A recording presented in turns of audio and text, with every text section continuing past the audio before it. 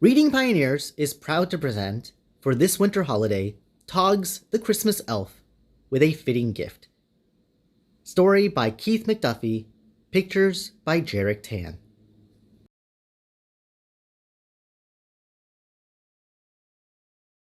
Many children know the story of Santa's busy worker elves.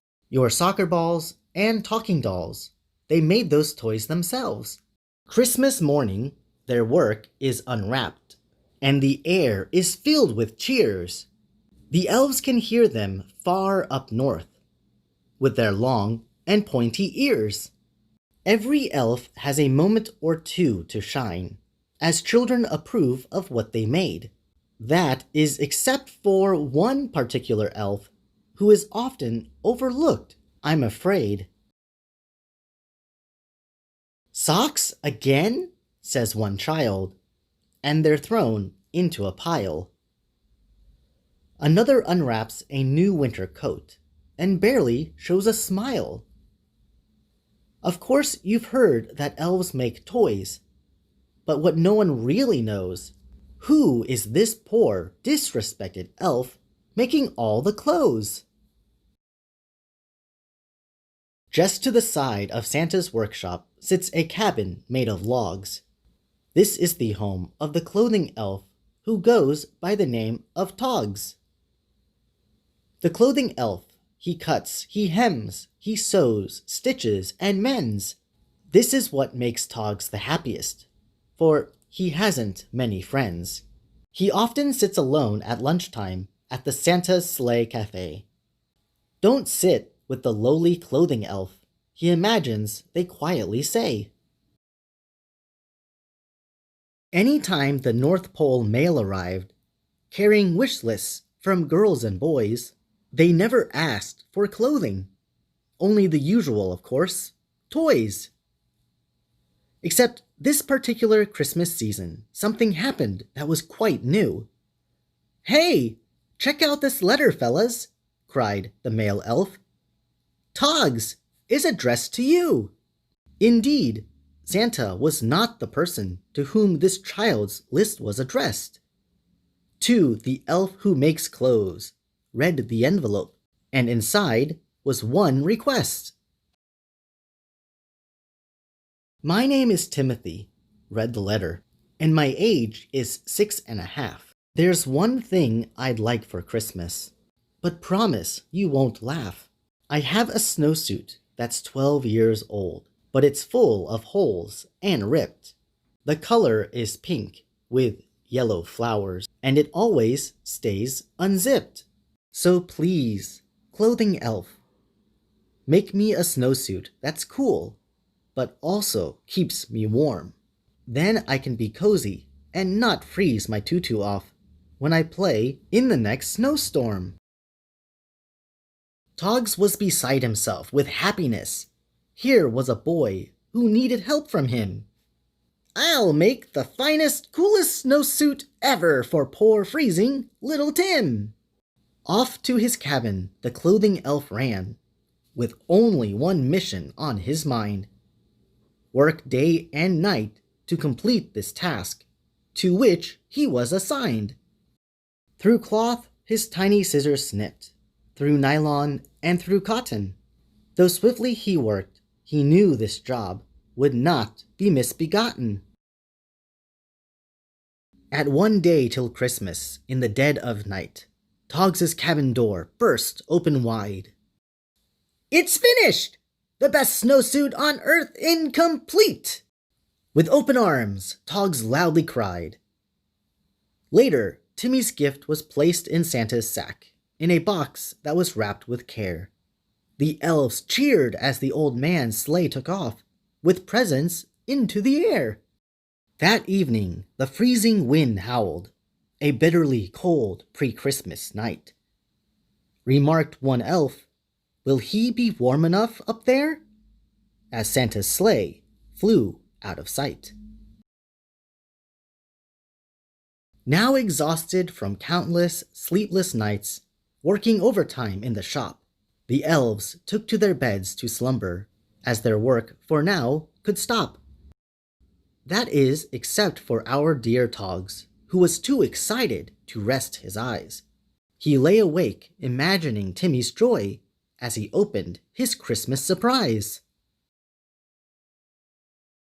As the morning's first sun rays appeared, Santa having delivered the final present, the elves all woke and raced to the meeting hall, and off Toggs also went. There, the elves gathered to listen and report of the children's cries of joy, as gifts addressed from Santa were unwrapped by all the world's girls and boys. Just as the festivities were about to begin, a call from a loud speaker broke. "Toggs, the big guy wants to see you," came a voice which quivered while it spoke. A hush came over the entire room. Toggs had all eyes turned toward him. "Don't worry, Toggsy," one elf cried suddenly. "We're your buddies, sink or swim." The rest of the elves chimed in with agreement. Toggs could not believe his ears. How silly he'd been in thinking that they didn't like him all these years. "Your duds are the best, Toggs," said one elf. "Your socks keep my tootsies hot." "Yeah," interrupted another elf. "We like these hats, you made us a lot." On Santa's door, Toggs knocked softly, and from beyond it, his boss's voice said, "Come in, Toggs. Don't be afraid. Don't worry. There's nothing for you to dread." "Did I do something wrong?" asked Toggs, as he sat nervously in a chair. "Was the snowsuit I made inferior? Was it something the boy wouldn't wear?" Santa burst forth with jolly laughter. This made Toggs clearly confused. "Oh, the boy won't be wearing that suit, Toggs, for what I gave him was rather used." Santa told the story of how last night's weather was a dreadful kind of freezing, and while he had his famed red coat and hat, Toggs' snowsuit looked rather pleasing. So into Timmy's snowsuit Santa pushed and crammed his chubby, silly old self, and immediately St. Nick was warmed by the suit, made by the clothing elf. When Santa had arrived at Timmy's house, where he was to deliver what Toggs had made, Santa removed the stretched-out snowsuit, and in Santa Claus's shape, it stayed. "So you see, Toggs, I'm sorry, it's my fault. Yes, young Timmy has a suit for snow, but to fit in it, he'd have to gain 200 pounds, and 3 more feet he'd have to grow. Could you make a new suit, Toggs, so that I might bring it to him next week? I'd wait until night again, of course, and then down his chimney I'd sneak." Toggs the clothing elf was so happy to realize that his fears were once again unfounded. "Of course, I will! Right away, sir!" cried Toggs, and off the chair he bounded. Hold on there, Toggs," called out Santa. "I've got one other thing to ask. While you're working on Timmy's new suit, could you perhaps do one more task?" "Of course, Mr. Claus," said Toggs quite proudly. "You name it. What'll it be?" "Since you're already making one suit," replied Santa, "could you make a new suit just for me?" All this time the clothing elf had feared that no one liked him, and that none of the children really cared, when in truth Toggs found his assumptions silly, for there was no reason to be scared. So if this Christmas you get a sweater, or coat, or hat that's much too big to fit, that could be some of Toggs the clothing elf's best work, and Santa had just borrowed it.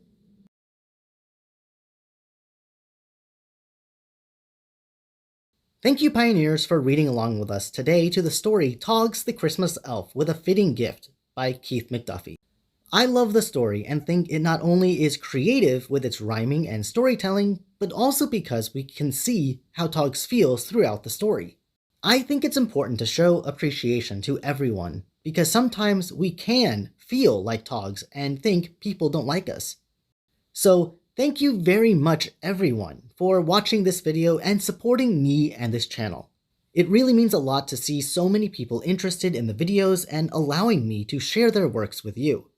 If you enjoyed the book, I'd like it if you click the thumbs up button to continue your support of the channel, and then click the link in the description box and purchase your own version of the book to help support the author, Keith McDuffee.